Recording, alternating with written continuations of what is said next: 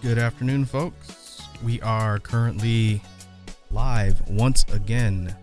Let me get everything switched over and loaded up, and we will jump into today's Beatbox Jam stream.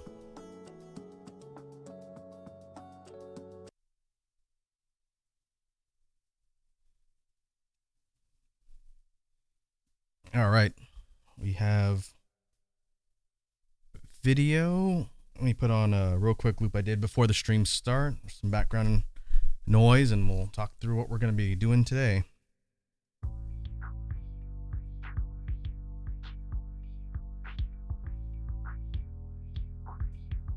So it's been a little bit since we've done one of these. We were supposed to do the stream last week, but my schedule decided it was not going to be cooperative, and so we are making up for it this week. But what we're going to be doing today is pretty similar structure to what we've done on previous jam streams. We're going to start with warm up, do some quick drills to kind of get the blood flowing, and then from there we'll go into technique and sound theory. I might have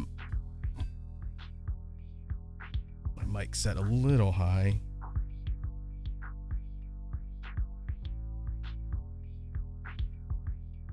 We try and drop the EQ down a little bit so we don't get feedback.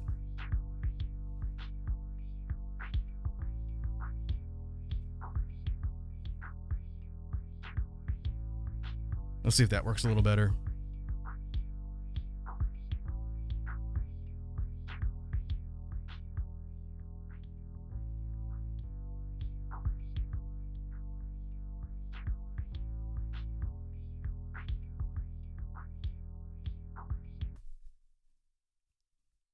Let's see. I think that'll work a bit better. We've dynamics there. I think EQ might be a little high. You can hear the mic buzzing a little bit when I talk.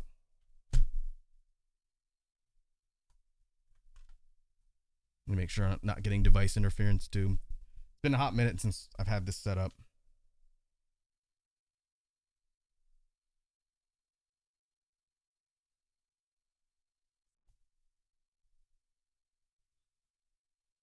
All right, let's try that. I'll get a little bit further away from the mic.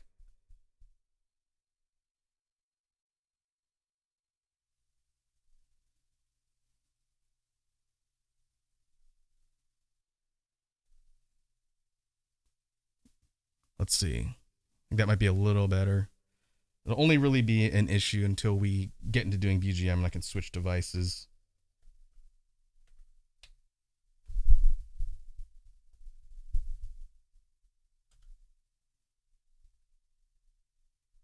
Let me get my XLR cord away from some of the stuff on my desk and see if that helps.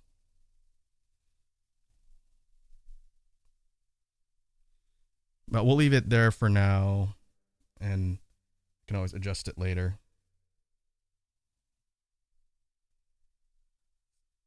So after we get through talking about technique and sound theory stuff, then we will spend the remainder of the stream going through BGM brainstorming.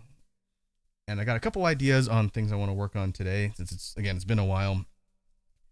But we should be able to come up with some good ideas for potential BGM tracks for future release.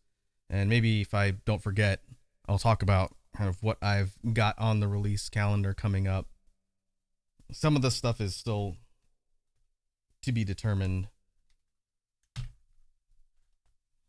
but we should be gearing up for a official release in October. Just haven't figured out when yet.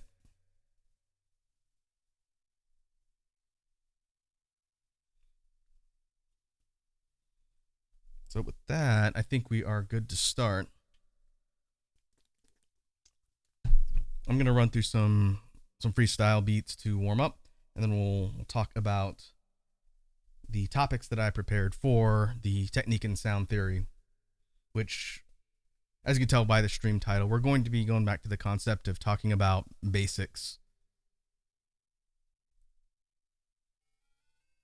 and how that translates over to practicing and drills in beatboxing. That's going to be the main thing to talk about, kind of building off of our previous discussions.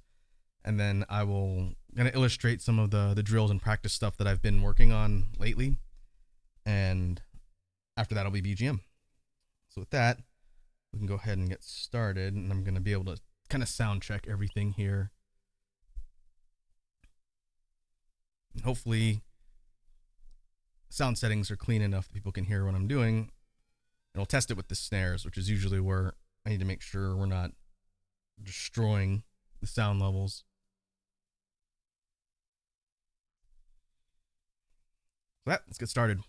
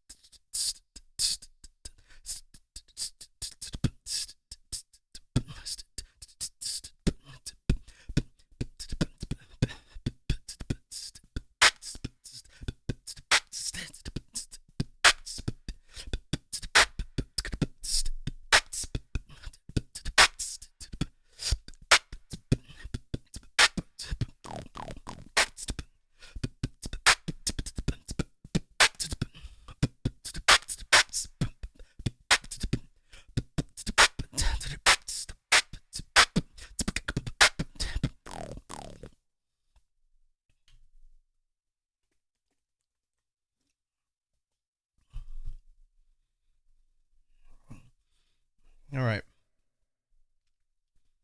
I think that'll do for warm up. What we'll do is we'll move on to technique and sound theory next. Let me change my caption And a lot of the stuff that I'm going to be kind of talking about is just going to be more kind of an extension of warm-ups and drills anyway. So there'll be a bit of overlap for the discussion today. So let me go change that real quick.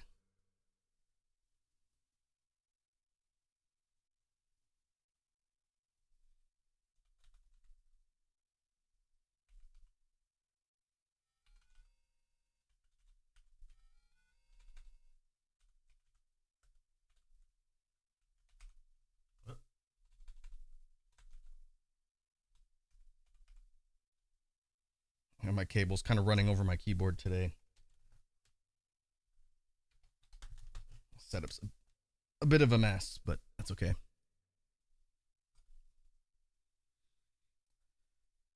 Like I mentioned at the top of the stream, the main focus of what I wanted to talk about in technique and sound theory today has to do with the concept of practicing basics.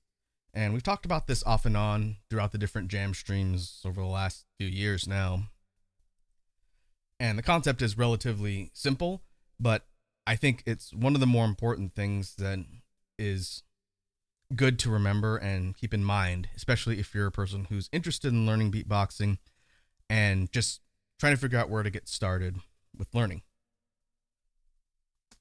Thankfully, because of information and places like YouTube, there's tons of tutorials and resources that are out there for people to be able to learn different techniques, different sounds, see a good example of styles from folks that are pros and teachers in the beatbox community, which is how I learned. Kind of in line with that, a bunch of the really well-known beatboxers put a lot of emphasis on practicing basics, especially at the beginning, but sort of as something that everyone should be keeping in mind throughout their entirety of their beatbox career, not just at the beginning.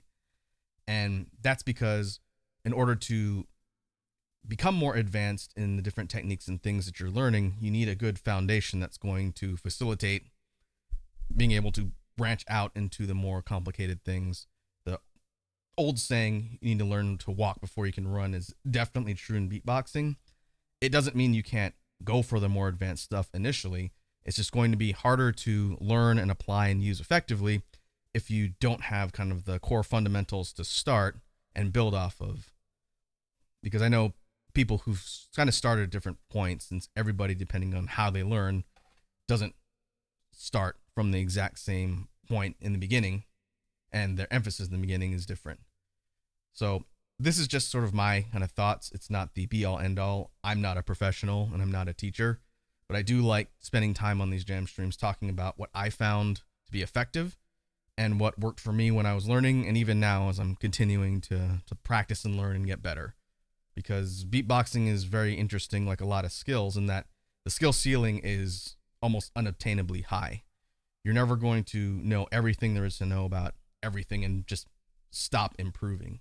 Or if you do feel like you've hit a plateau, there's always something new to challenge yourself with or go back and focus on, so that you're continuing to evolve and get better and you don't get sort of stuck in a progression rut. And so for the concept of basics, we go back to the 3 core pieces of the toolkit. If you think of it like a drum set, which is the example that I use whenever I talk about the core components of the beatbox tools. A drum set, you have the kick, a hat, and a snare. Those aren't the only components of what goes into a drum set, but those are sort of the core things that are going to form your beats, your rhythms, the place to start, and kind of where everything branches out from as you learn and progress and build your skill set out. And so if we break each of those 3 components into their own sort of section in the discussion, I think the place where most people tend to start, just from folks I've talked to, would be the kick, which is not necessarily the most complicated of concepts, but it is something that does not just from day one just come with a maxed out level of competency. I think most people can pick up how to do a kick pretty quickly, but being able to control it and get it clean and then do more advanced things with it is something that just takes a lot of practice and repetition through drills, which is what we're going to kind of talk about today. So what do I mean by like the starting point? I'm not really going to spend a ton of time breaking down how to do the sounds unless people that are tuning in want me to kind of break it down from a mechanical or tutorial perspective, I can definitely do that. But we've kind of spent a decent amount of time on previous streams breaking down how to do the sounds. This is more what to do with the sounds and how to practice with them, more so than just how they're done. But for a just regular kick, no effects, no kind of variance, just a regular kick that you would have on a bass drum and a drum set. So you have your pretty simple. Again, at the very beginning, especially if you've never done anything that involves playing an instrument or building up something that requires lip strength, when you first start out, the big challenge is going to be, one, having control over the kick for things like faster rhythms, but also just having it be consistent and clean. And that just comes with practicing it over time. So we've talked about what does that mean? Like just starting on day one, let's say you watch the tutorial, you know how to unvocalize a P or a B sound and get just a kick sound. Okay, I think, again, most people are probably going to learn that in like 10 or 15 minutes and get the sound to come out. But how do you practice it? And one thing we've talked about in the past for helping train your brain and your ear and your muscle memory for consistency is using something like a metronome. And so starting simple, either on your own, if you have kind of a musical background, or if you're using a metronome as a tool, which is very highly recommended, a simple 4/4 count with quarter notes is a good place to start with just establishing how to do a rhythm and keep it on meter on time and keep it consistent. And I know for a lot of people who really want to get into beatboxing and are excited to learn like really the crazy stuff and the different techniques that they might have seen in a video that got them interested to begin with, I'm not saying you can't also be simultaneously trying to figure out other stuff, but if you are brand new, just starting with the small stuff and building it up will make it so that you can progress much faster later. And sometimes it's tough to see that when you're in the moment and trying to just speed into the quote unquote cool stuff.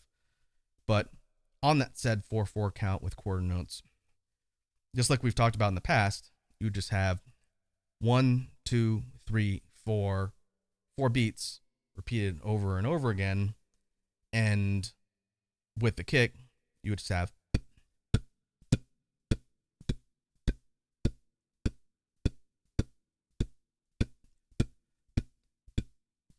that's 16 measures, or 4 measures, 16 beats rather. And the thing that's pretty versatile about how you interact with the different sounds in beatboxing is, let's say you do that, you could definitely feel it in your lips if you're not used to doing that type of sound, and it'll probably start to burn a little bit, which is how you condition your anatomy and build endurance and muscle memory at the same time. But what I would say would be the next progression from just the quarter notes would be just quickening the pace a little bit and going into eighth notes. And I think even though it doesn't sound that complicated to go basically twice as fast, I think when you're just learning and trying to get that muscle memory and conditioning, it is going to seem like a jump in complexity, just speeding it up a bit. So if we go to eighth notes, we would get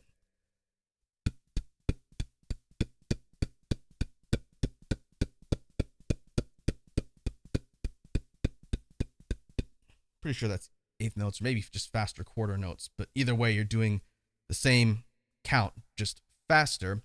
And the longer you can do it before either your lips get tired or the sound starts to get messy or the rhythm and the meter starts to break apart, is kind of your reference point for kind of your endurance level. And one thing that I kind of tried to do a bit when I was first learning is just see how long I could do just that extended rhythm until I either had to stop physically or it became so sloppy that I essentially needed to do kind of like a reset, start over, and then do it from the top. And this isn't necessarily a concept that we haven't talked about before when it comes to starting at one point, building the complexity, and then by speed, going faster until you're comfortable doing each sort of level of speed. What I wanted to talk about as another way to practice that I don't think we really covered in depth in previous discussions on basics is changing the rhythm without just going to higher speed. And so what I mean by that is, let's take our first example with the quarter notes, just 1, 2, 3, 4. And I didn't rehearse this out before the stream. I just had this idea and I figured we'd talk through it as part of the discussion on technique and sound theory. Instead of just the 1, 2, 3, 4, you could do something like make it a 1, 1, 2, and then a rest, and then 3, and then a rest, or 1, 2, rest, 3, 4. And so if you think about it in just a measure sense, you might have something like, so you're essentially doing almost like a heartbeat rhythm staggered, and then repeating that over and over again. And it doesn't necessarily pick up the speed a ton compared to just doing a more rapid in succession sequence of the kicks one after the other. But when you're just starting out, mixing up the rhythm and then getting comfortable with one, how it feels different, or two, which might even be more helpful, doing it mid stream, so you're changing the rhythm on the fly and getting used to what that feels like, since depending on how complex or how unusual of a rhythm you're creating for your beats, you're not always going to stick with the same pattern of rhythm. In fact, you don't want to just do a set rhythm. You want to give it variation and change things with it to give it more variety and give a more interesting experience to whoever's listening to the beats you're creating. So structuring your drills kind of that way in the beginning doesn't have to go super complex, but even going from something like, let's say you wanted to alternate and you're doing quarter notes and then the two notes and two and two rather. So you might have them alternating every other measure, and it would go.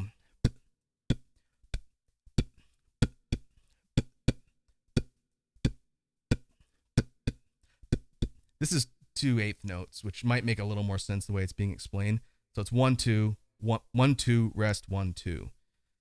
So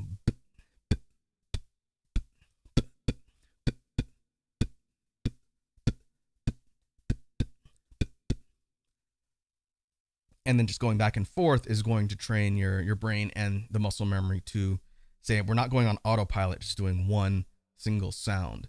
What if we wanted to have either a more complex rhythm or something that's going to change time signatures in between for a section, because that's part of what is being built out in the patterns and the overall routine. And that's something that's pretty difficult to learn early on. I don't know many people, unless they're musically trained, that are going to be able to just start putting together really complex, like a polyrhythm type of thing. But you may have tempo switches, which is usually the first kind of progression of, I'm creating a beat, I'm doing the beat, repeating it over and over again, and then we're going to do like a transition to another portion of the quote-unquote song that's going to have a different rhythm. The easiest example that I can think of that I tend to draw upon would be going from something like a slower rhythm in maybe like a dubstep-ish type beat, building up to a drop, and then going from there to like a faster drum and bass rhythm, which is one of my favorite kind of progressions of things, just because it's in a lot of music I listen to.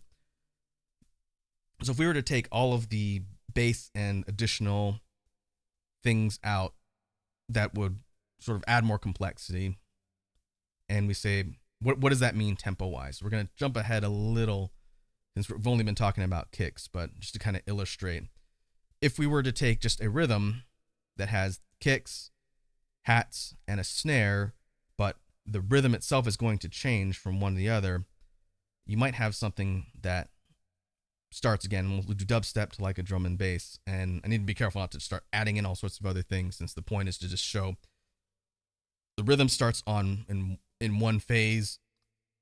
We could do like a build up to a drop, and then it changes to the next phase, and that is the progression of just the rhythm parts. So if we're thinking about something like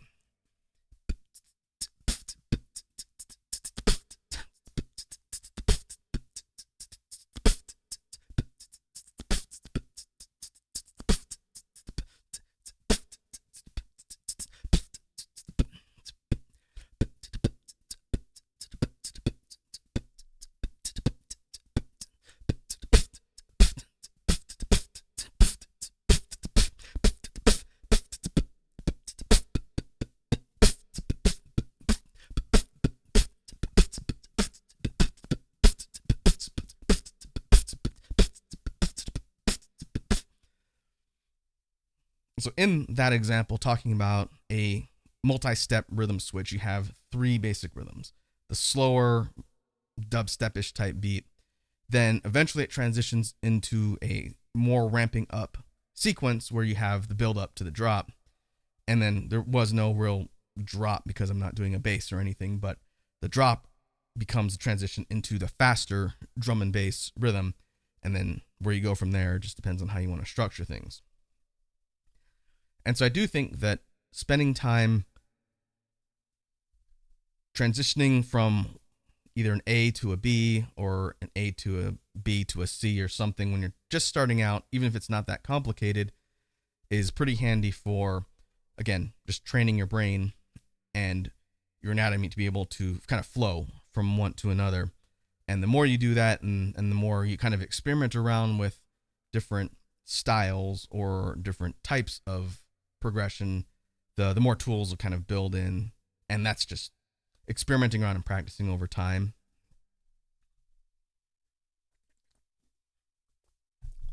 One thing, folks who've heard me talk in these jam streams before, and I'll kind of say it again, the best way to kind of supplement training and drills in beatboxing is to just listen to a lot of music.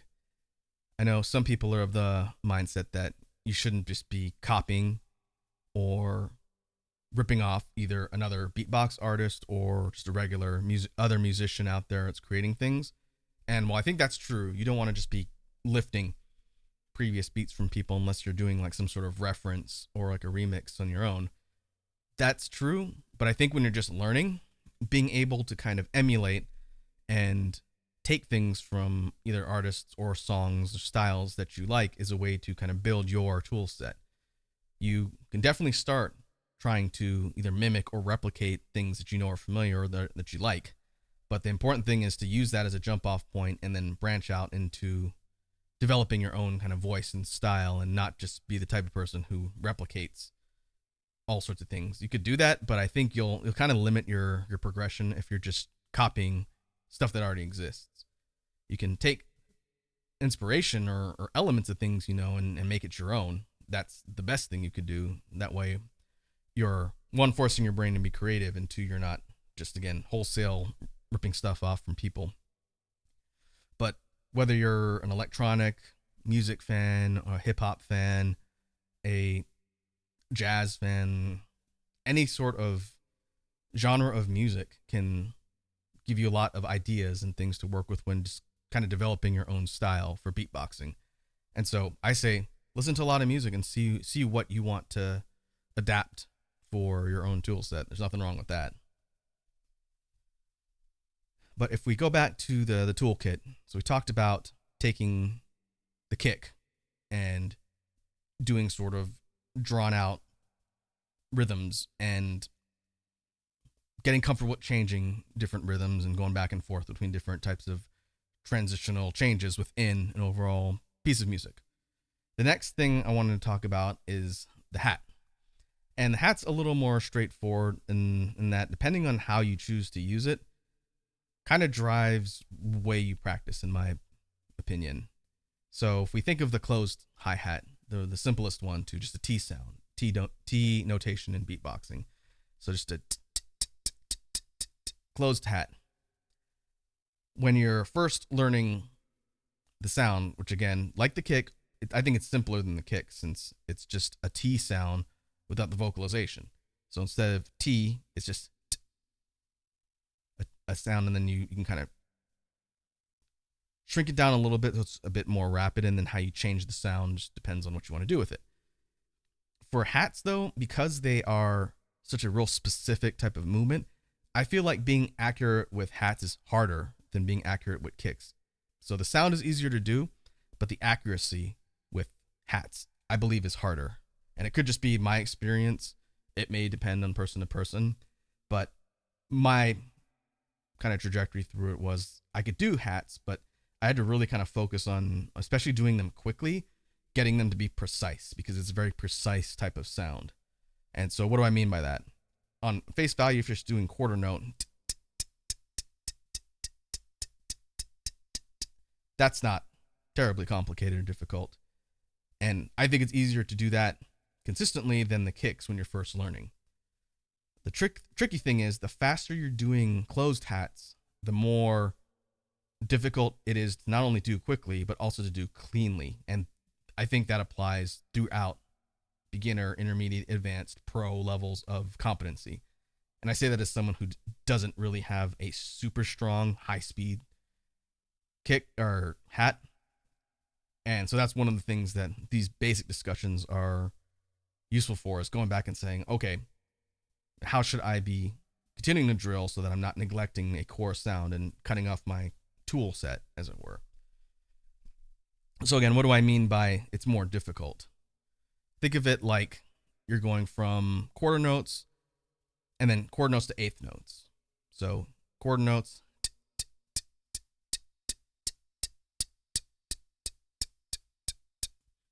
pretty straightforward. Speeding it up, going eighth notes.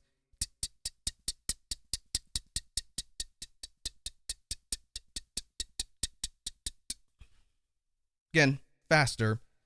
I know when I was first starting, even trying to push like that more rapid eighth note progression of hits was not easy. I would be able to get a couple repetitions in, and then it would start to get muddy because you're having to be real exact with not only where your tongue positioning is, but keeping it so precise that you're staying on rhythm.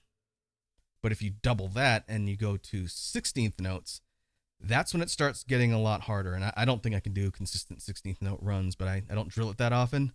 But if we go from to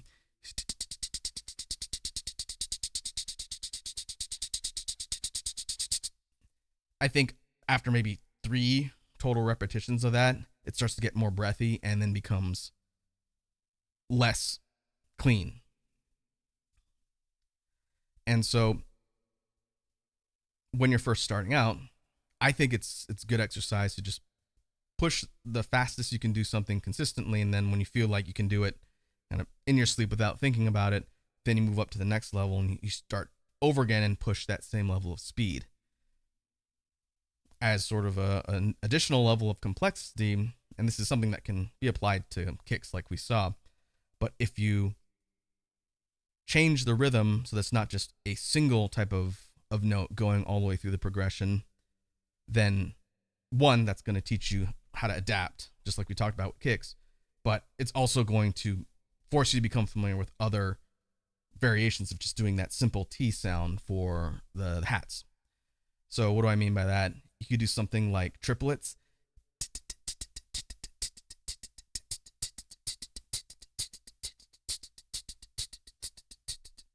Gets kind of like this galloping type of sound, which you can definitely adapt to a lot of different types of rhythms. You could even stagger it even more, so you're dealing with quarter, eighth notes, and triplet type of kicks for the pattern. So maybe something like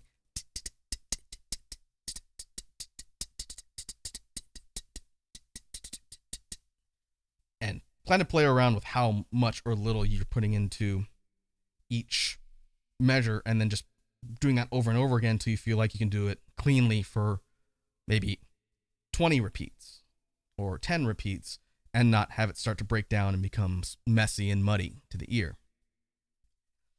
Another thing, which I wish I kind of practiced more early on, just didn't really think about it, and I didn't hear it mentioned in a ton of tutorials and practice guides. The closed hat is probably the most common hat early on that you're using for beatboxing.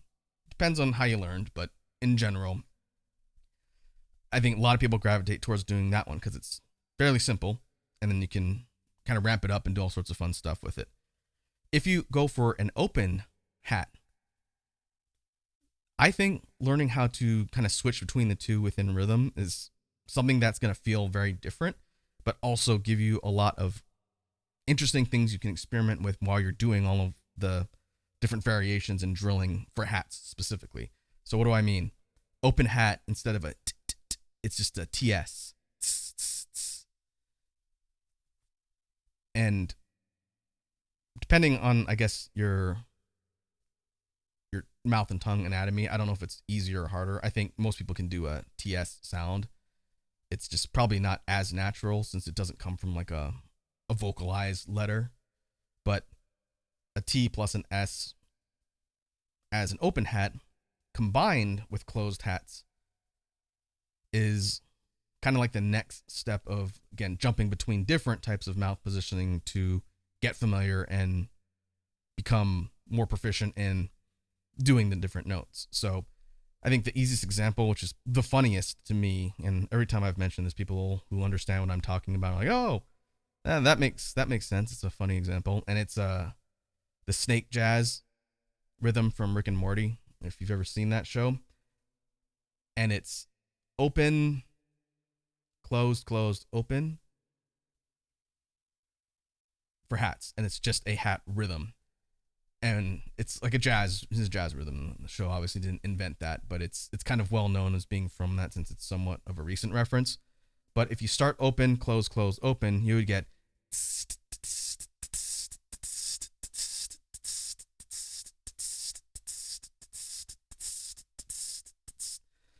and it's so simple. And I think once you hear it and you know how to do each of the individual sounds, you just slot it all together, and then you can just practice it over and over again. It's kind of a fun drill in general. But taking that as sort of the basic level that you're starting with, alternating between open and closed hats as part of just the repetitive practice, you could stretch out the rhythm or add more in between to give yourself more variations to practice. So instead of just 1 2 2 1, you might do something like,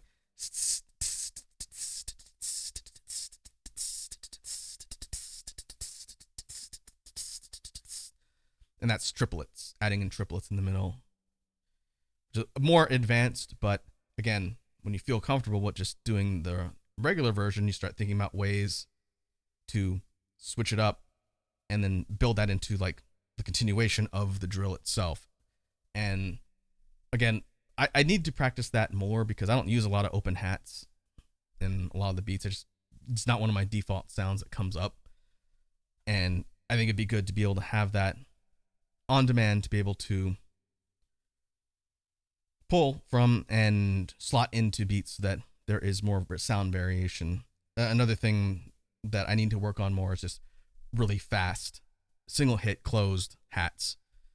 Again, I could do 16th notes and I've been able to slot them in, but even like triplet 16s or 30-second notes, I don't think I could do like the machine gun for hats. And some folks that are out there in the pro scene can be that exact and that quick with it. But even doing something like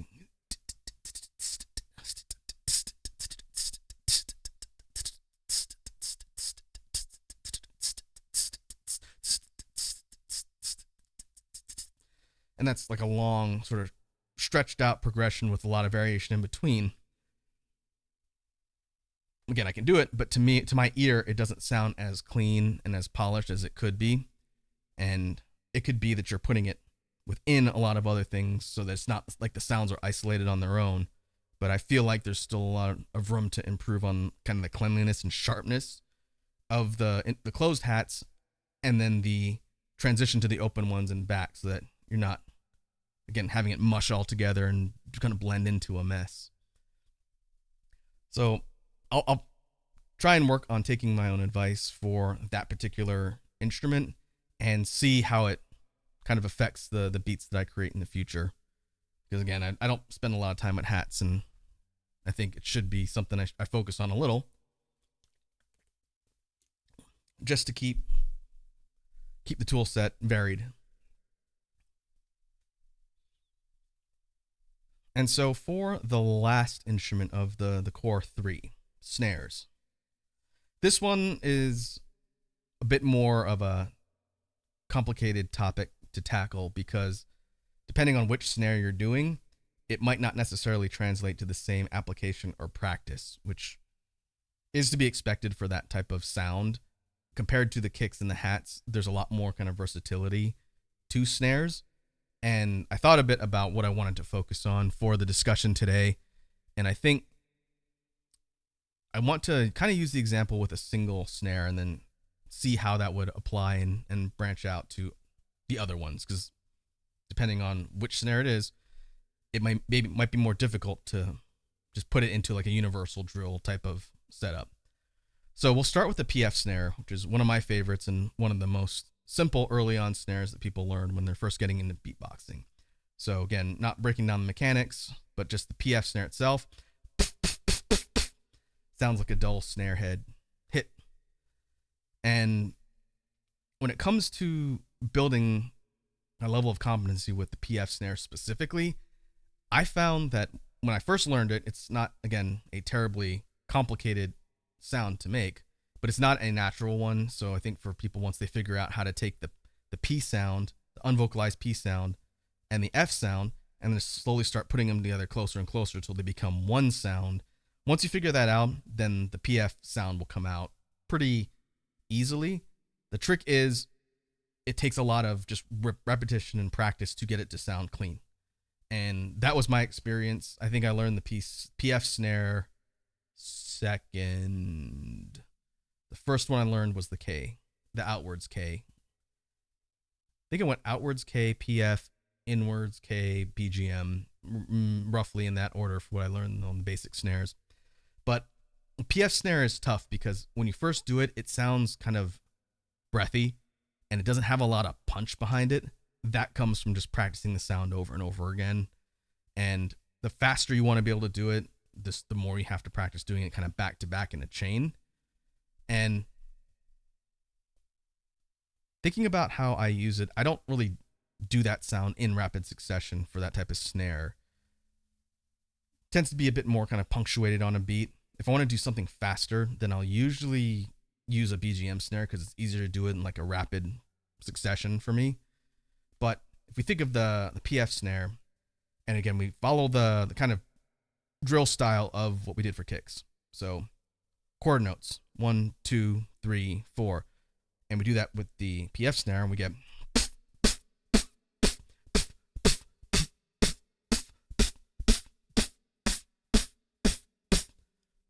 fairly straightforward when you're just learning how to do the sound. I think doing that repetition with quarter notes is going to be the best way to just get familiar with making it clean.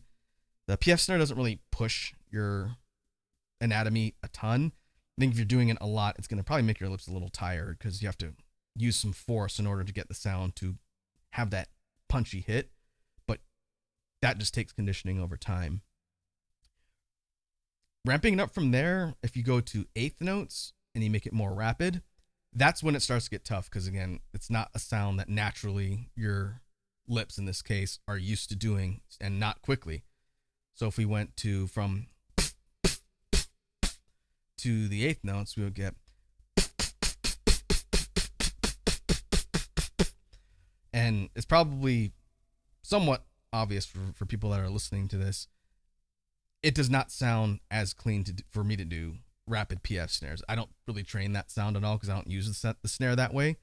But I think I should probably spend some time doing a bit of speed training with it, just in case I need to be able to do like a rapid PF snare line or do like multiple ones in a short, quick rhythm. I forget which beatboxer I saw doing it. One of the pros in the scene was doing kind of speed training. Maybe it was Alem from France, but said pro beatboxer could do the PF snare in like 16th notes, like a machine gun. And it's crazy to hear. I can't do it. I can't get much faster than the eighth notes I did before. But doing it super rapidly is, one, it's impressive. I don't know really how I would use that in a song, but the level of control in order to do that, I think, would just make the sound on its own being executed much better. And so I'd started doing this for a bit and then I kind of forgot. And then more recently I have been drilling rapid either 8th or 16th note drills end to end for the PF. So that's one thing I'm going to make a note to go and start working into some of the drill stuff that I've been doing, because I would like to be able to at least do the 8th notes with pretty clean precision. And if I can get up to like 16th and have it be like that machine gun type of sound, again, I don't know what I'd do with it, but it'd be nice to have that level of control. You could even do something, I don't know if it would be as easy, but I have a variation on the PF snare that I do that's just like an open throat hollow PF essentially, and all it does is drop the pitch of the snare hit down a little bit. So the one I was doing, just the, if I drop my jaw and open the throat a little bit and relax my lips just a tad when I do it, it goes from to, it sounds more dull. And all it is just a different iteration of the sound. And I always forget that I know how to do that variation because it's not just the default sound. But if we were to take like a drum and bass rhythm like we did before, and we slot in that lower one, we did two, I'll do it with two. So the rhythm we did before when we did the drum and bass transition was,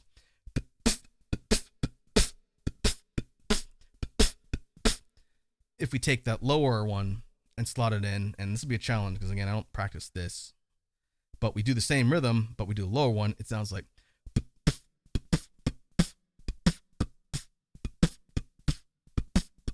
and so it's the same type of instrument, same rhythm, but because I'm doing it as more of an open throat / hollow PF, it's a lower quote unquote note.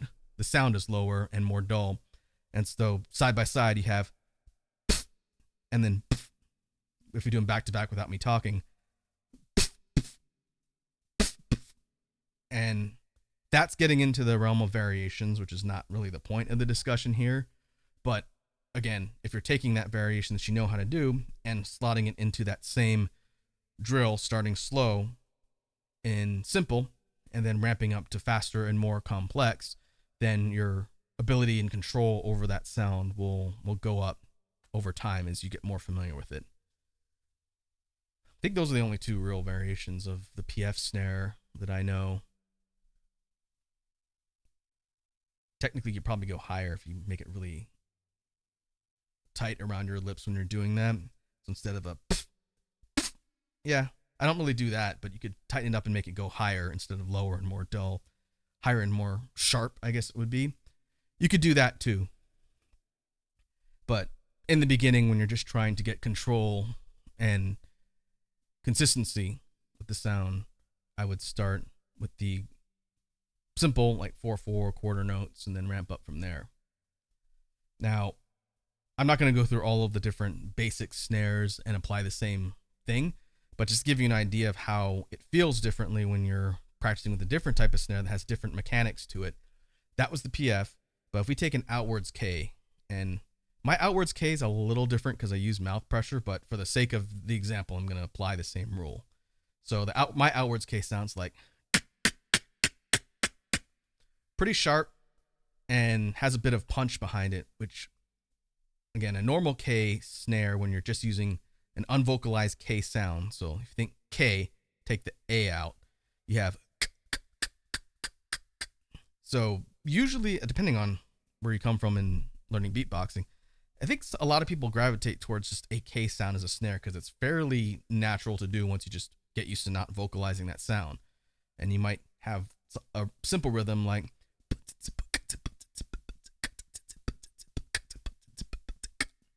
and if you just practice that simple K sound and get it clean and stronger over time, you can get it to sound pretty sharp. I feel like most people in the beatboxing scene that use an outwards K like that, they've done it so much that it sounds much sharper.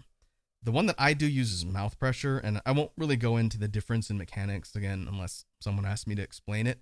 But if we take the, which is light, sharp, has a little bit of air behind it, versus the mouth pressure one that I do for my outwards K, which sounds like, it's stronger. It's much stronger and sharper. It takes a bit more exertion to do, but I feel like it punches better, and it sounds different than the inwards K. Again, for comparison, the outwards one, the inwards K, again, very differently done mechanically. But in taking the outwards K that I do and applying it to that same type of drill for practicing consistency and speed, for that one, doing it on quarter notes,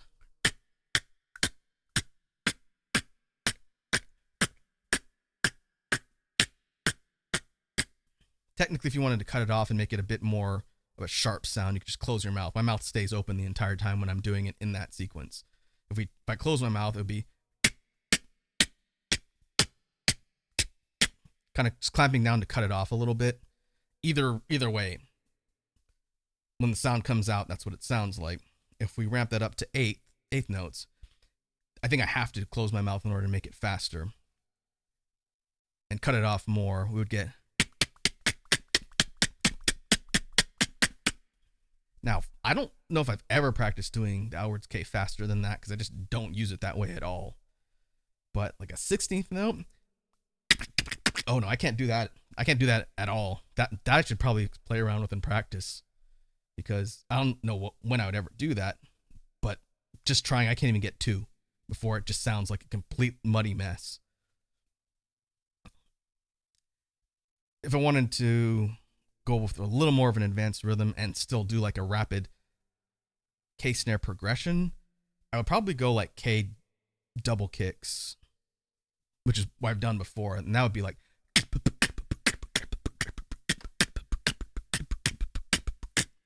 But back to back, I'm learning things and doing these jam stream discussions about what I tend to focus on. So even like inwards K, that one for me is easier to do faster than the outwards because you can have a sustained breath inwards and you're just doing the K sound on a continuous airstream. You can't do that with the outwards K. It's all muscle, all musculature that's doing the sound. So that's probably why it's easier for me to do that faster. But I can't do 16s. I can do eighth notes with the inwards K. And I can do that with the outwards, but not 16s. That's interesting. I want to say, before we wrap up technique and sound theory and move on to BGM brainstorming, I want to say my fastest snare is probably the BGM, the spit snare. And it's because I cheat a little bit. So that's the one that sounds like, it's the clap. Sharpest and probably loudest of all the snares, so much that I have to be careful not to point directly into my mic when I do that one. But if we take that sound and we apply quarter notes to eighth notes to 16s, we get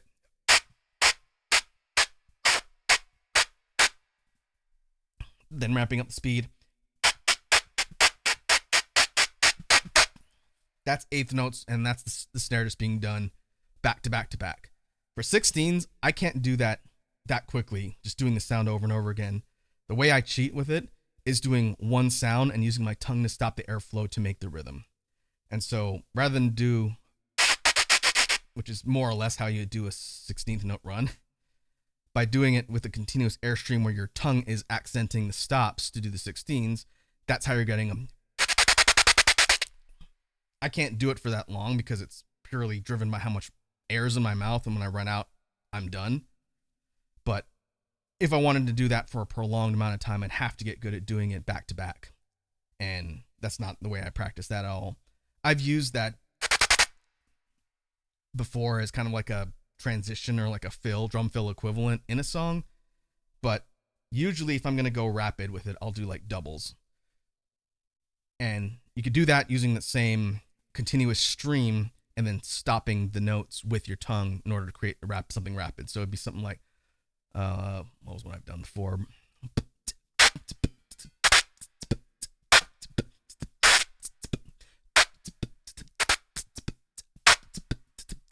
So the is one sound, but my tongue is breaking it up in the middle to create 2. And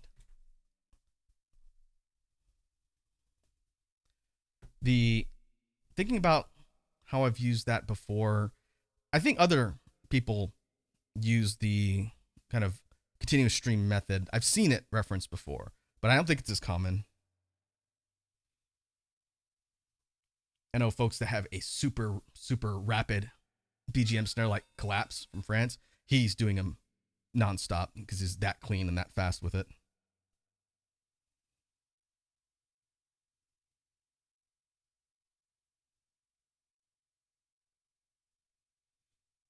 So that's an interesting kind of contrast in technique and how just changing something slightly with something like a snare and kind of applies to a lot of other things. What that means for the variation in either speed or rhythm or both. And I don't know. I think what I'll probably do, I need to make a list or something. I think I will try and work on practicing those aspects to give myself something new to practice and focus on and see if I see some improvement. So when we eventually check back in on basics, hopefully I should be able to come back and say, I took my snares and or hats or kicks, any instrument, and here's what I figured out using the drill stuff we talked about today. Another one I was thinking, it's not part of the core instruments, so it's really more of a separate discussion. But I've been messing around with my zip hat a little bit, which is one of the only kind of unique sounds that I really know. Again, I didn't invent it, but I don't hear other beatboxers use the sound this way, so it's kind of like a signature sound just for me. The people I've talked to know kind of how to do it, but they don't use it the same way. And that's the, which you can use it like a snare too, but I call it a zip hat since that's usually how I use it. But the zip and doing it fast is something I've been kind of messing around with because you could do some cool sound effects by employing that singular sound, back to back in rapid succession. And so if you're doing it using the same quarter notes to eighth notes drill, you would have something like, and then ramping it up. It's going faster than that is the thing I'm trying to work on because, again, I don't use the sound with super fast back-to-back repetition. I've used it in doubles for something like the zip. It's really more of a zip into BTB, like a triple kick. But even doing a back-to-back, that's like a 1, 1, 2, 3. 1, 1, 1, 1, 2, 3, more or less. And again, that's kind of an unusual type of rhythm. I don't hear that. I don't think I've ever heard someone use it that way. But taking that and trying to go like 16th notes on the zip would be fun. So that's what I've been kind of messing around with lately. Still a work in progress, but going like, that's triplets. And trying to do it in a chain, I can't do it faster than eighths. It gets too quiet. And so that's what I'm going to be testing. We'll see if I just practice it enough, if I can get it to go that fast. Because I think that would be pretty unique.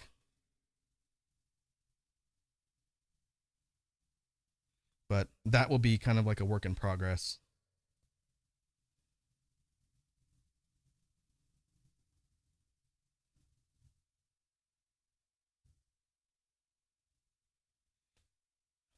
And so I think with that, we can move on from technique and sound theory, and now we can spend some time brainstorming BGM ideas. Like we've done in the past, I'm going to switch my sound settings around so that I can have my Scarlett on the mic and then just the input coming out of the loop station so that there's no cross interference. So let me do that. The sound is going to probably pop or buzz for a second while I get everything reconnected, and then I'll change my caption.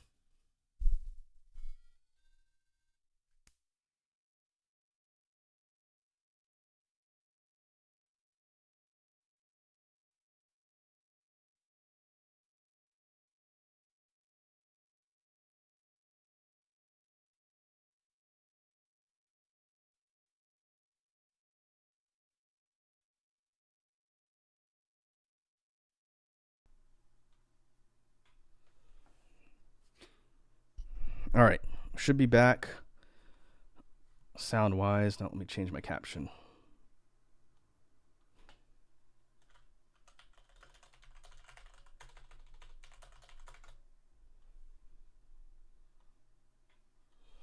There we go.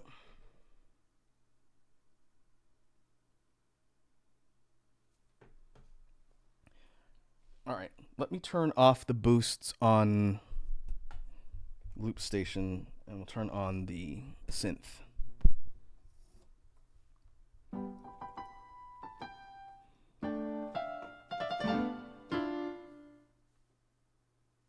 Okay, should have input coming in from the synthesizer now.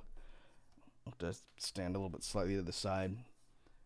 for folks who might be watching this later in the archives or have never seen a jam stream before, because I have my synthesizer set up kind of next to me, perpendicular to my streaming setup, and when I go to look at it, you're gonna see like my model just dip off camera, like, or just turn to the side or even look down, and that's because I'm having to look 90 degrees to my left in order to be able to hit my synthesizer whenever we're working on BGM stuff.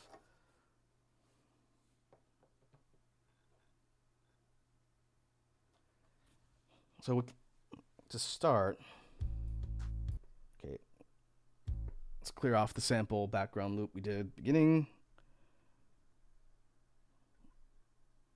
I'll save the file completely blank.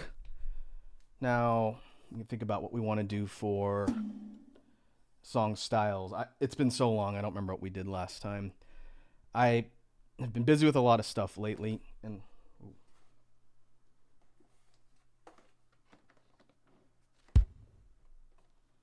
let me adjust this real quick. I don't want this thing to fall off the little platform I've got it sitting on.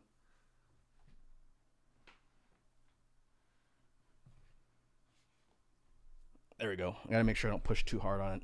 I basically have a bar stool with a couple crates, and my synthesizer sitting on top of the crates so that it's roughly at my chest level and not quite so low so I can see it. But I've been behind in pulling everything off of the loop. A lot of the other music stuff that's coming up for October has been my main priority. And so there's still probably maybe over half a dozen tracks that have been recorded on previous streams in the loop station that need to be pulled and recorded into actual song files from my computer. And I probably won't have time to do a mass dump till after Extra Life.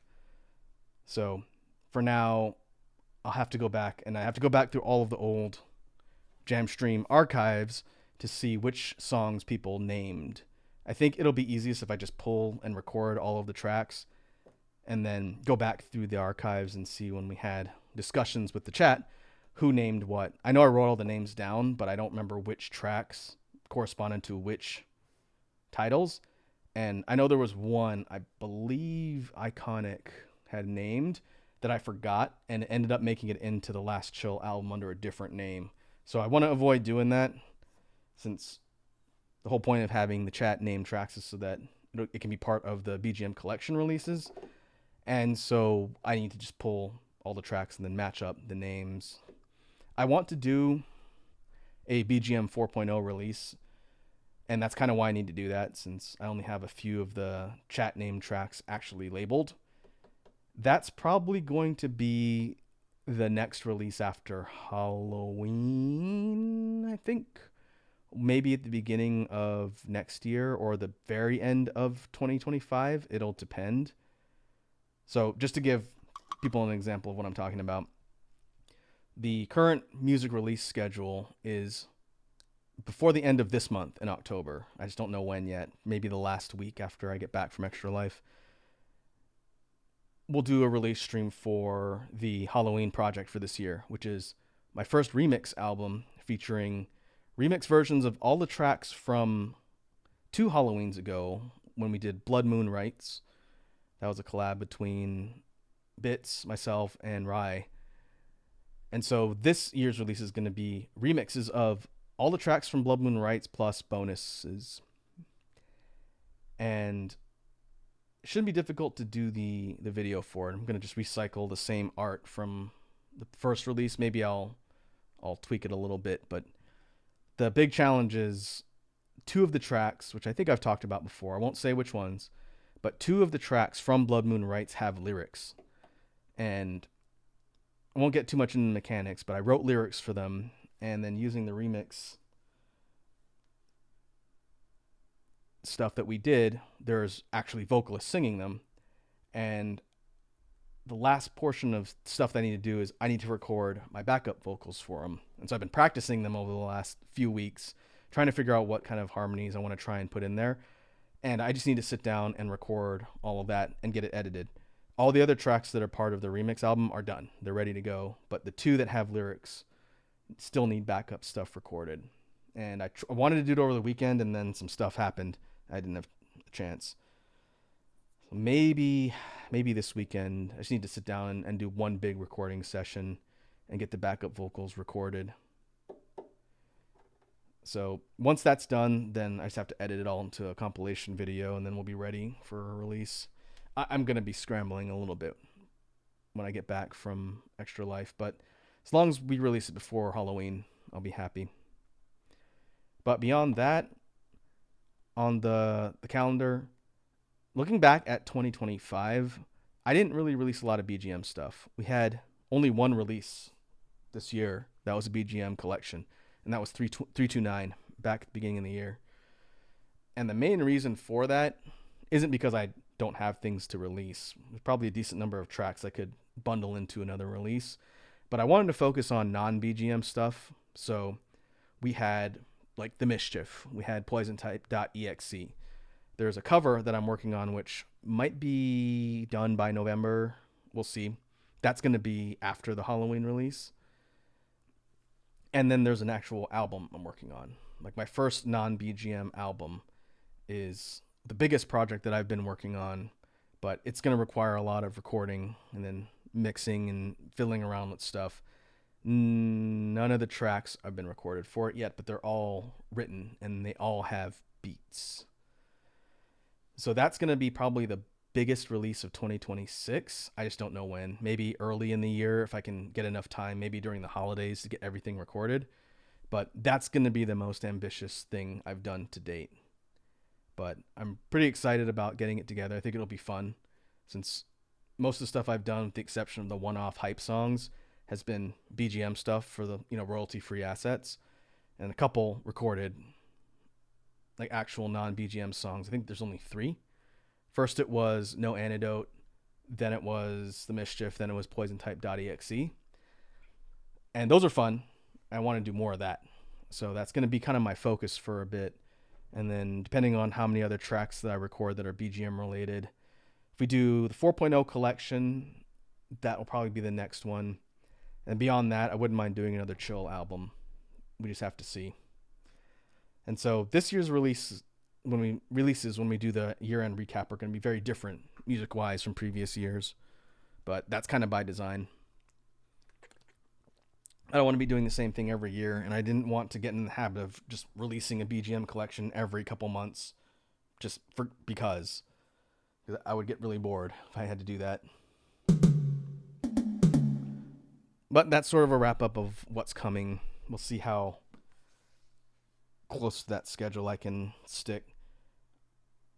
Another thing of note, this doesn't really matter for this stream, and I'll mention it now. My stream schedule is going to change after I get back from Extra Life. I will not be able to stream during the week, most likely. So I'll probably be streaming on the weekends, like maybe Saturday, Sunday for a while. Maybe Saturday, Sunday, and occasionally Monday if I'm off. But that's going to be a big change for the remainder of the year. But I'll put that in like the Discord. I'll put a post on it eventually when I figure it out.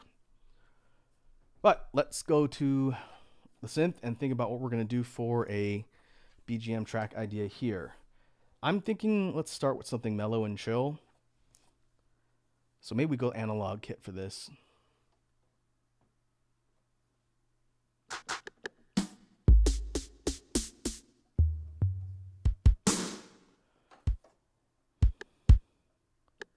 We've done sort of a click snare before on a bunch of tracks.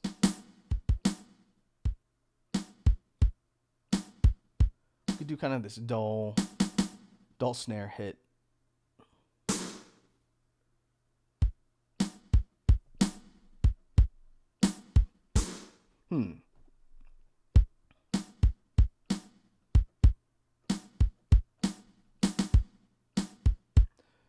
That, I'm trying to think if we've used that type of rhythm on anything recently.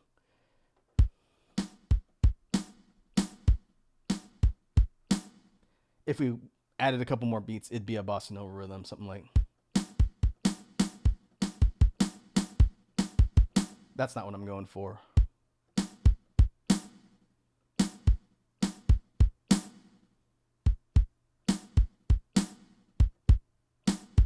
Let's start with that, and then we'll layer in some hats and some other things from the other kits.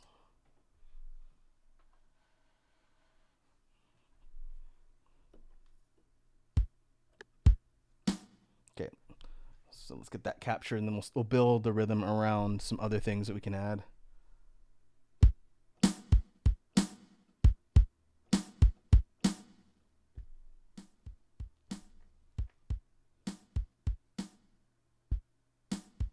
We need to loop a little cleaner than that.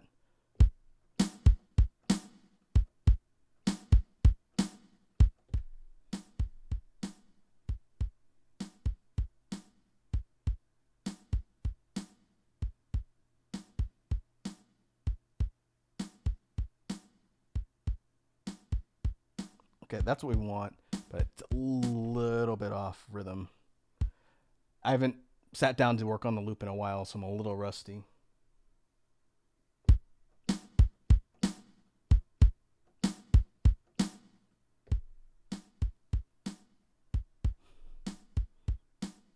I think we need to have the lead in the last kick too.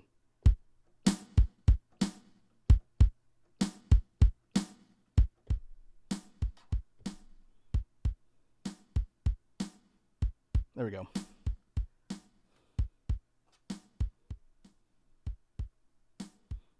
I'm going to leave the playback here, and if I needed to turn it up, then people can let me know.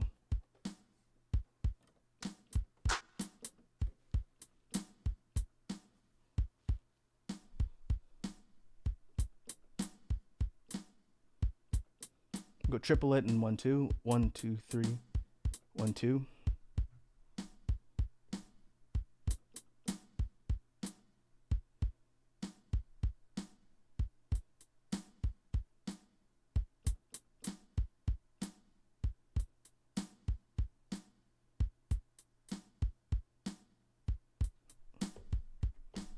Okay, let's make it a little louder.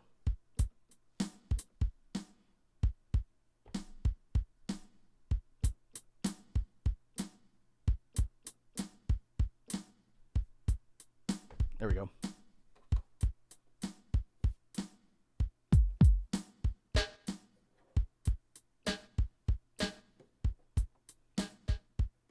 We could layer in this other snare. It sounds like you're hitting an empty can. If we make it really low so it just barely is audible underneath the actual snare hit. It's loud though.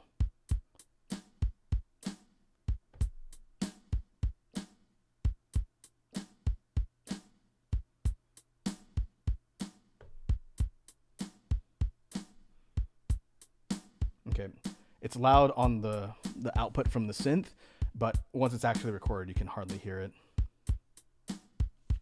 That's fine.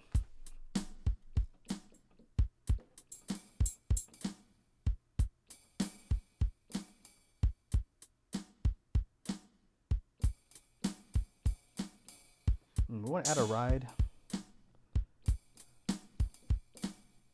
I think that would be a little bit too much of a conflict with the actual hat.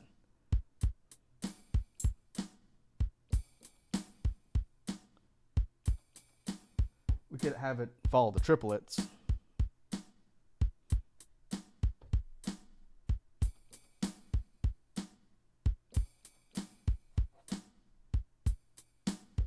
Very faint.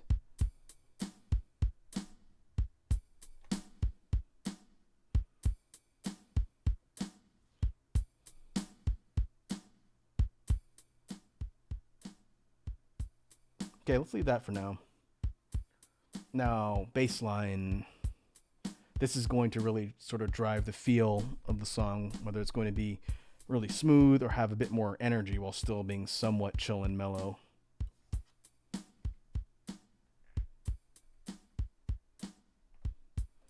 The real question is, what kind of instrument do we want to slot in here for the bass?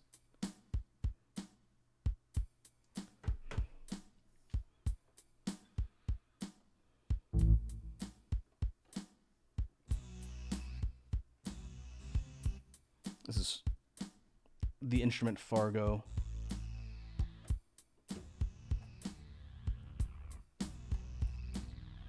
We really wanted to give it kind of an 80s synth wave type, synth pop rather.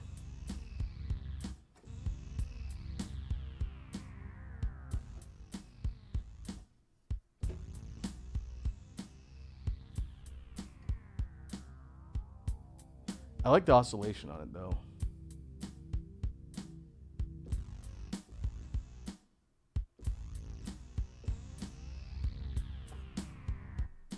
I think it has a bit too much distortion. Ooh, this one's called Bright. Doesn't have as much sustain, so if I hold a note down, it kind of tapers off after a while.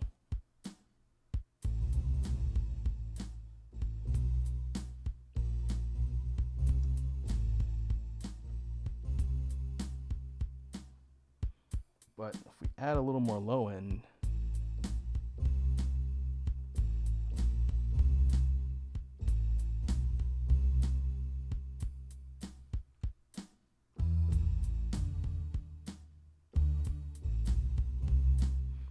we could try and go up. Let's see how that sounds.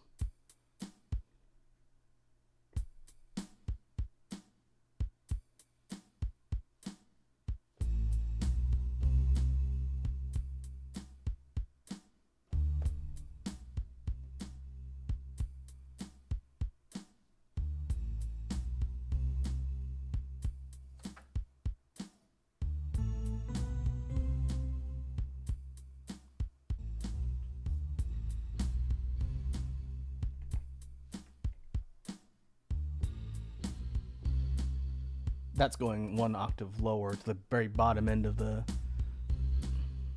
synth. Can't go lower than that.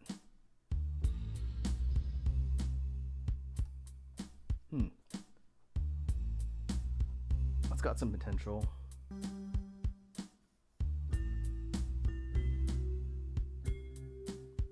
This one's more chimey. I think I've used this on a couple things before. It's called Stardust. It has more like a bell kind of echoey resonance to it.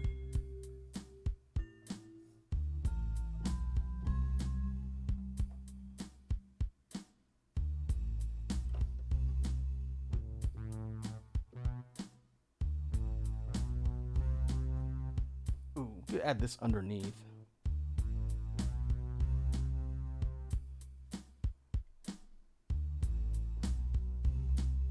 If we give it some guitar to bass,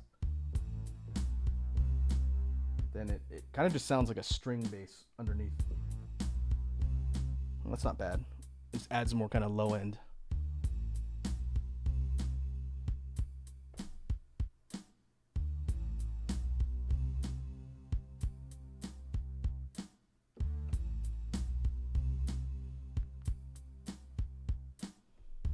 But this one sustains more than the other one, so I actually have to cut it off.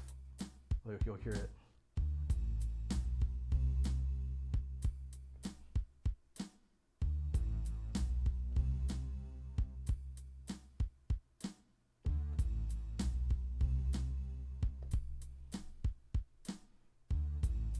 There we go. Kind of sounds a bit ominous with that type of bass line.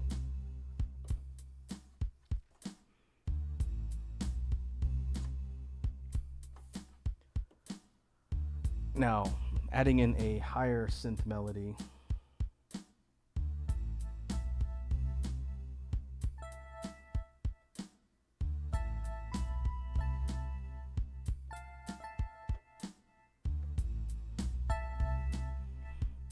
Could slice it.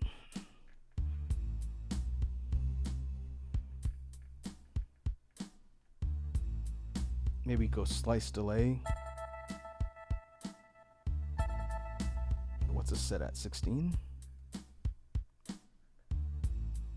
Yep.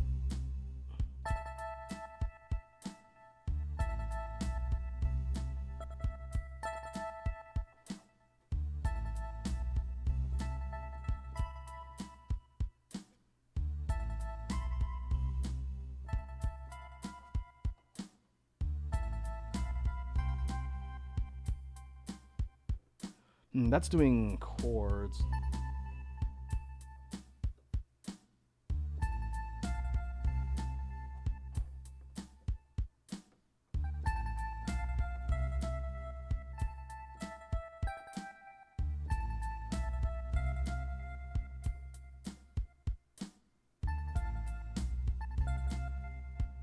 That's got some potential.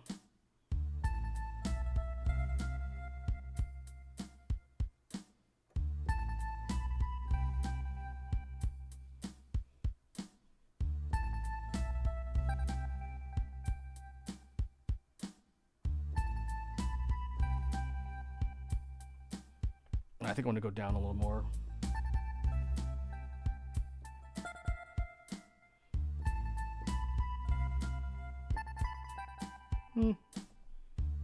Maybe it does work there.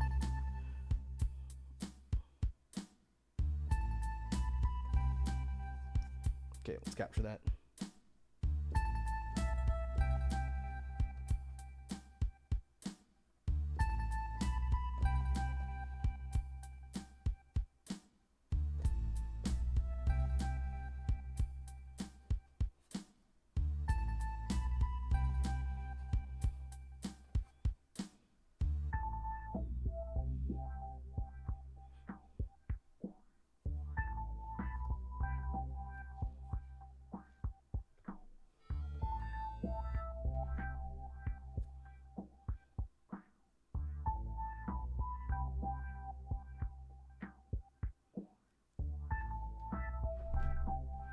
If we add a filter effect over the whole thing, that could be an interesting way to kind of change up the feel of the song.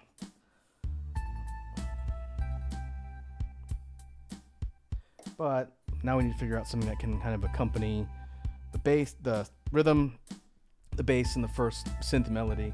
I'm thinking kind of a sustained note, maybe just a single note. But what do we want it to sound like?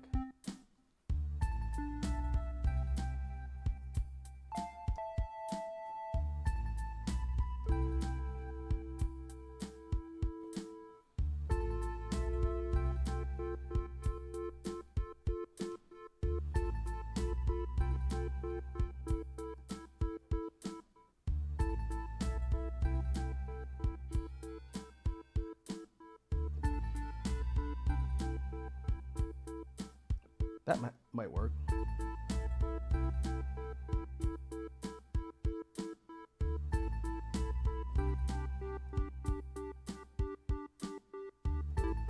Just a simple two chord progression. Okay, let's see if we can get that to slot in here.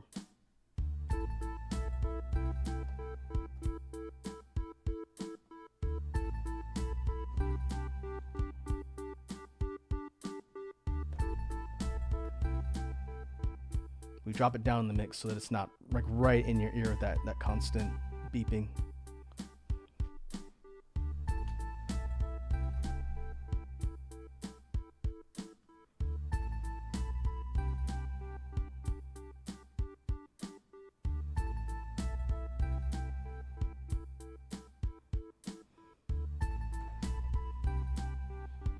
What if we go strings as kind of like a longer sustained note in the background?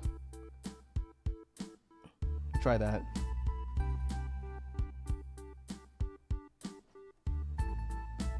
We take the slice off. We want kind of long notes.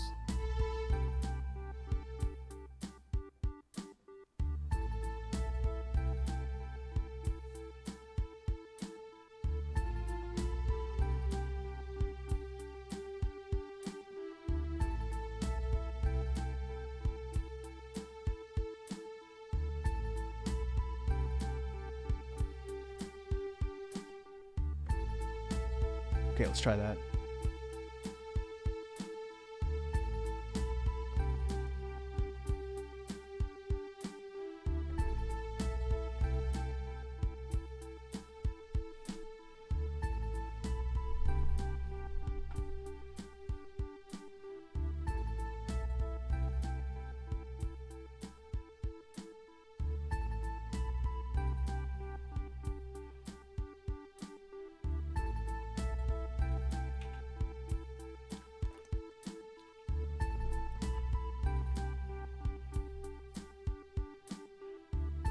So with that, we have 5 of the tracks, all 5 of the loop tracks full. I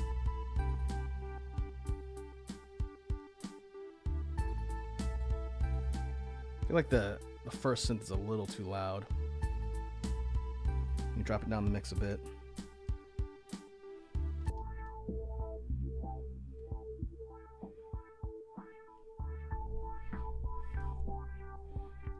Okay, let's save our progress before I do anything else.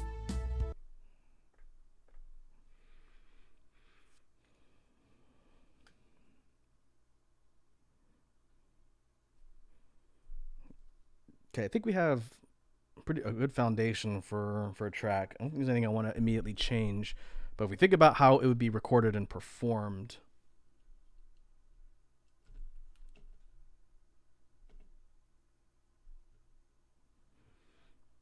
let's see. We could start with the bass line plus the rapid synth.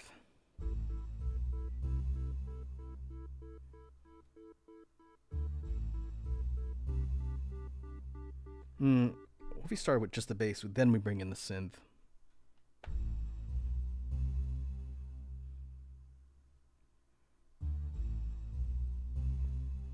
Now we bring in the synth.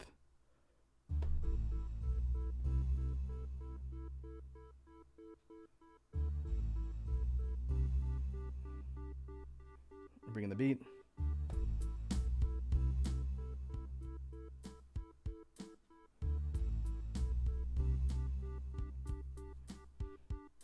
Strings.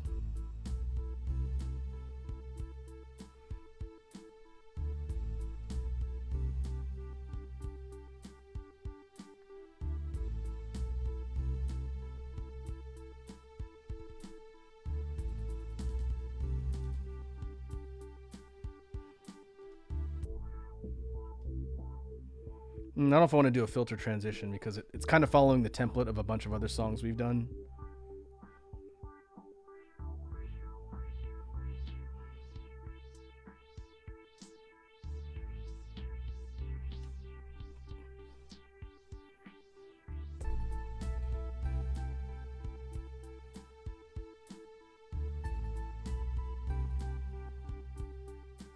But we could use something like a filter transition to go from the four main instruments that we heard into bringing in what I think is kind of like the main melody of the whole thing, which is the high chime synth.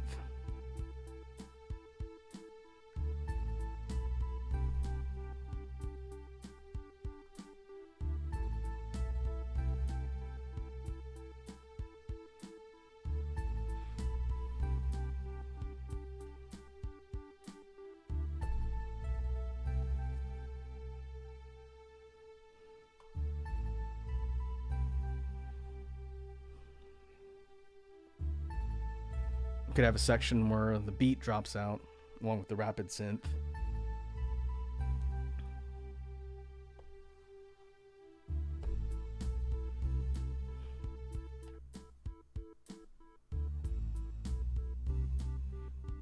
And we have kind of like a more kind of condensed down section with just these three.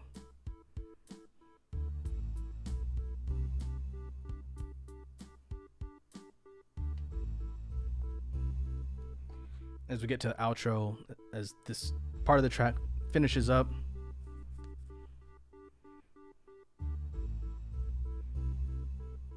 could finish with the rapid synth, which would be a little more unusual for how I normally end the songs.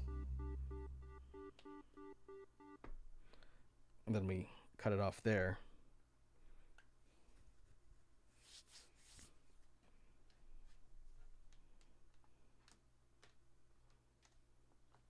Okay, I think that one definitely sort of came together. It took a bit to kind of match up the feel and experiment around with some of these less common instruments, but I'm happy with the way that one sounds. Let's save our progress and we'll try and do one more. I have an idea for something that I want to experiment with later.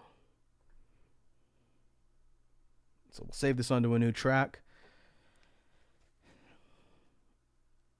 And then clear everything off and start from scratch.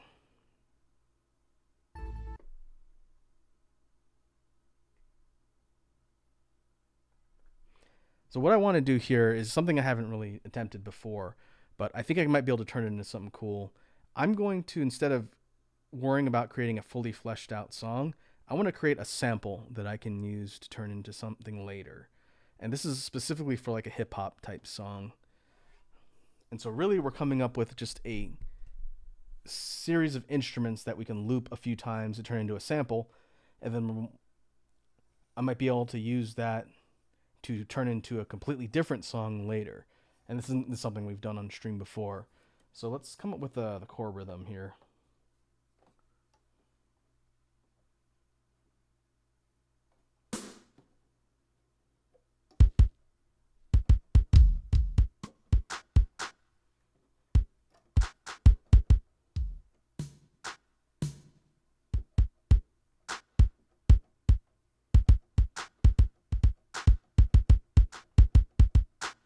I'm thinking mid-tempo kind of hip-hop-ish type beat.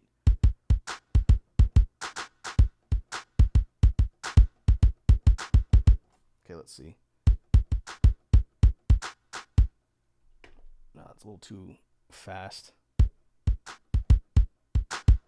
And that's not even on beat.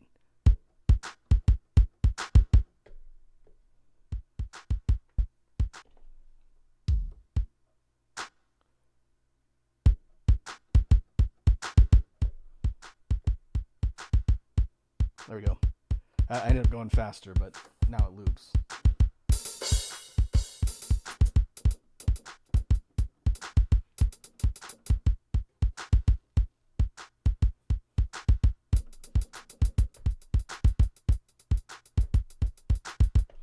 Okay, we're gonna put the hats on a separate layer, but we want to go for that rapid 16th note run.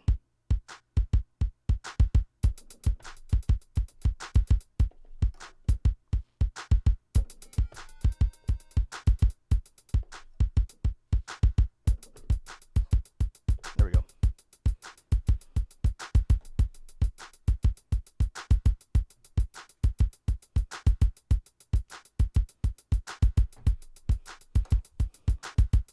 Oh, I didn't realize how loud that playback was. Let me drop that down a bit.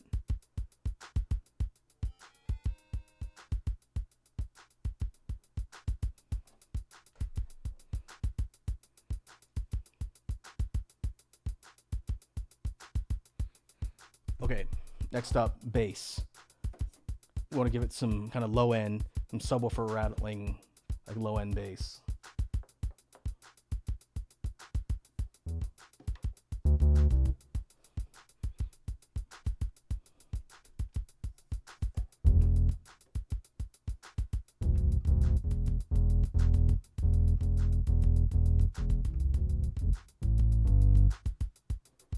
Let's try this.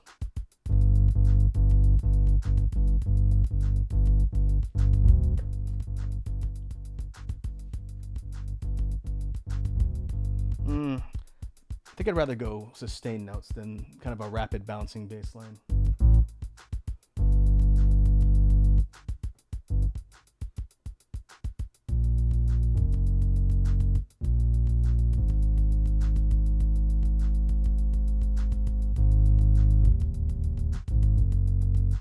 Okay, that I gotta be careful. That's kind of the same melody progression from Frozen Crystal Caves.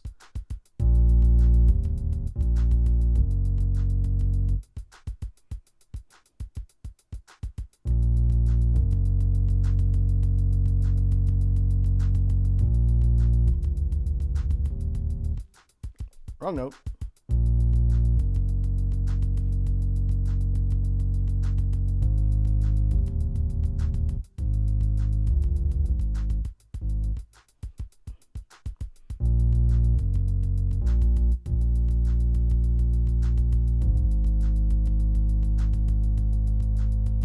Let's try that.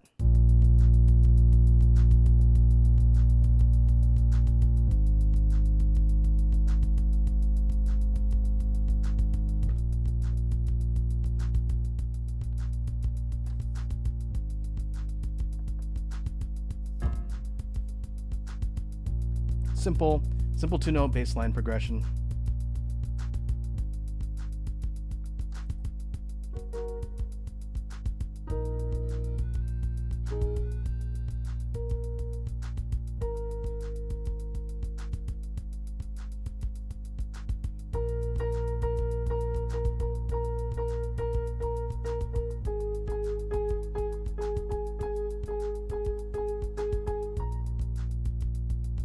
might be fun. I wanted to put piano in here somewhere.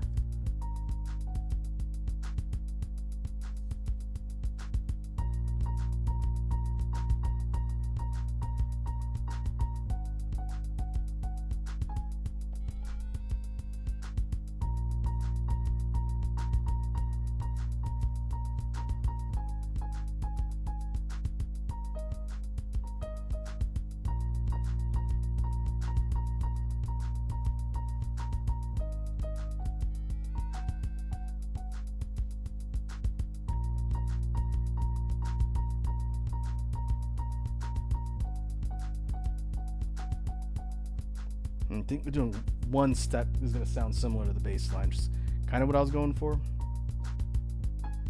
But then we're going to octave it.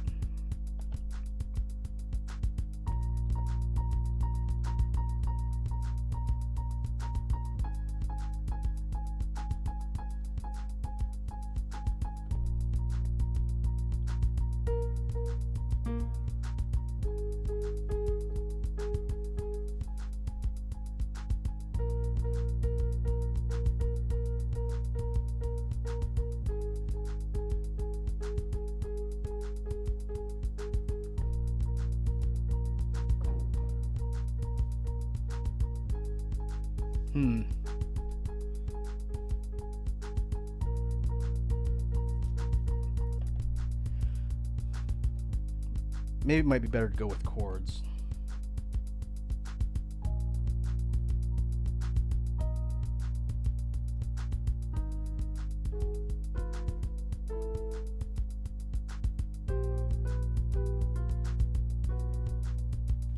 Problem is I use some notes that I'm not really used to harmonizing with. Okay. Again, it needs to be kind of like the rough structure of a sample that we can use. So let's do this. I'm gonna go sliced 16th notes with panning delay on 329 and maybe filter it.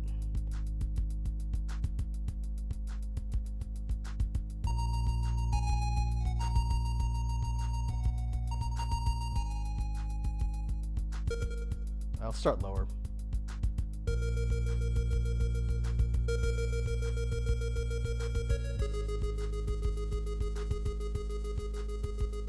Okay.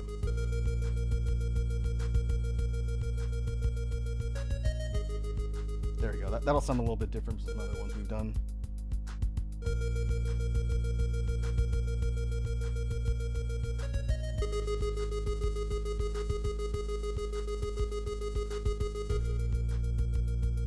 I think I might have overlapped the tail a little bit.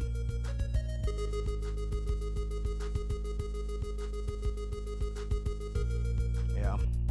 Oops.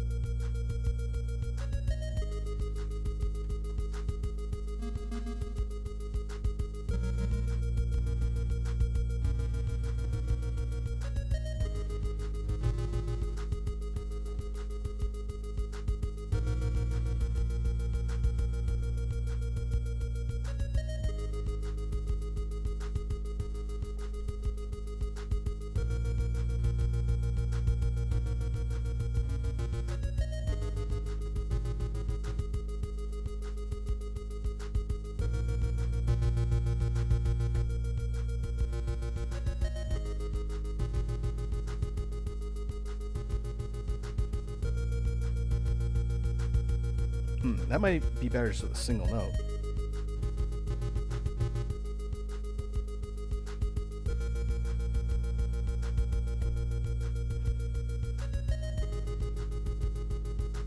And then it goes down at the end, maybe.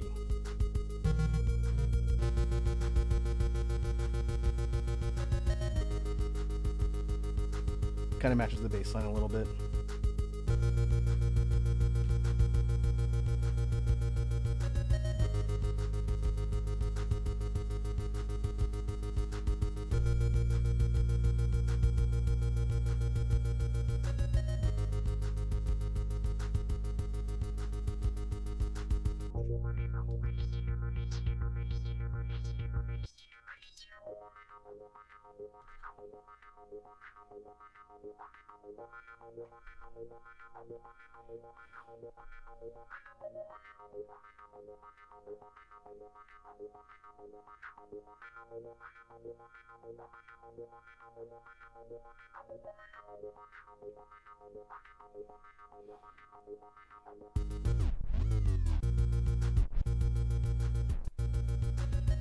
One day I'll figure out how to actually use Vinyl Flick to do something cool.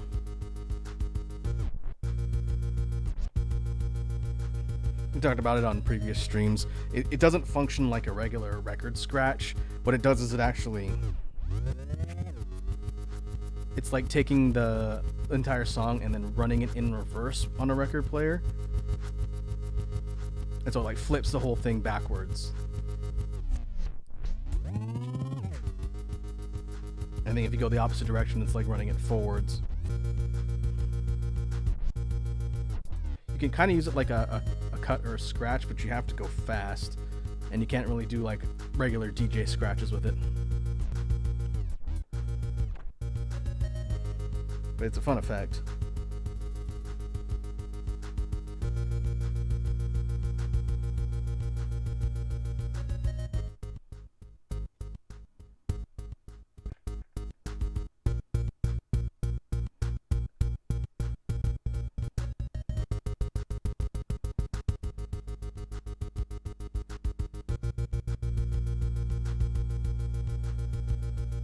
That would be like if we added the slicer and tried to apply it to the whole song at once.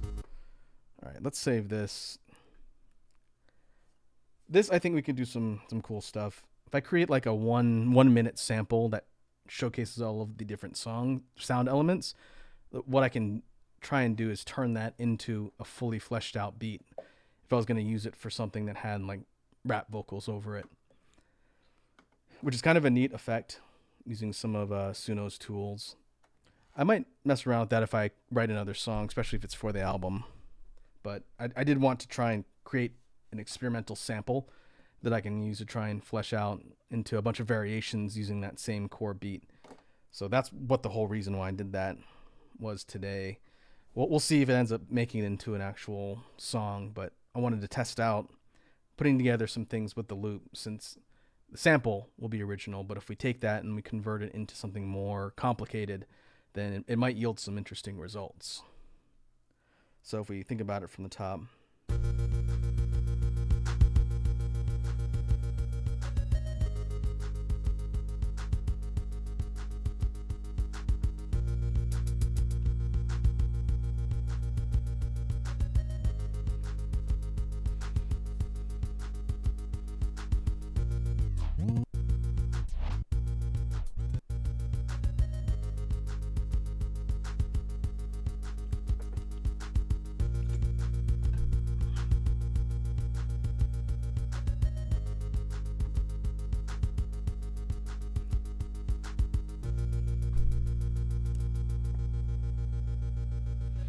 I think maybe putting in like a minute-long sample, putting in a progression where things drop out to give it some variation might be better than just a straight minute of no change and the whole thing just playing by itself.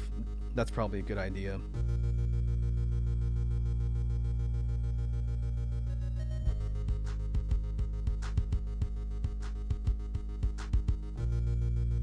Okay, we'll do one more save.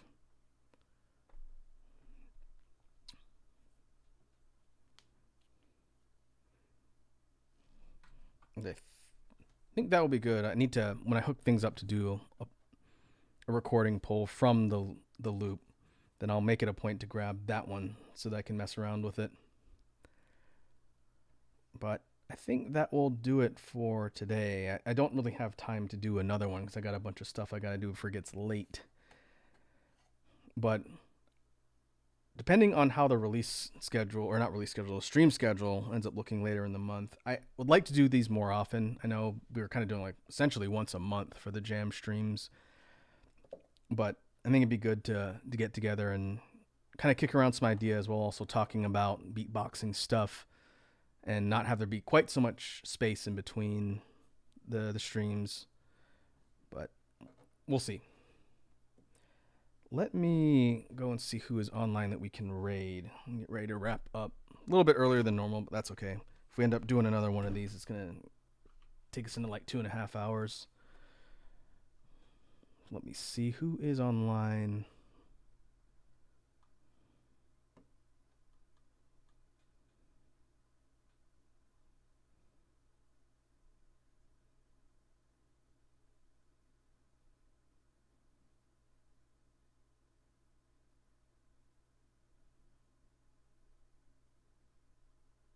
Oh, let's see. Oh, Icy Jackets is online.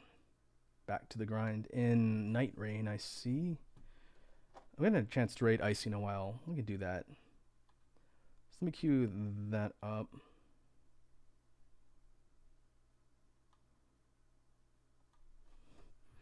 And we will go ahead and mute this and go to outro. And we'll call that a session for today. We should be back tomorrow, assuming there's no schedule shenanigans again. And tomorrow should be a drawing stream. I wanted to do my creative streams during the week, with potentially finishing the last chapter of Raido Remastered on Sunday. So should be back tomorrow to do a drawing stream. I want to pick up on something we did in a previous project. I'll talk about it more then. But in the meantime, it's good to get back into the swing of things with the jam streams. Thanks to everyone who stopped by. Hope everyone has a good morning, day, or evening. And I'll catch you folks in the next one. Now let's go see how the night raining is going over on Icy Jacket's channel.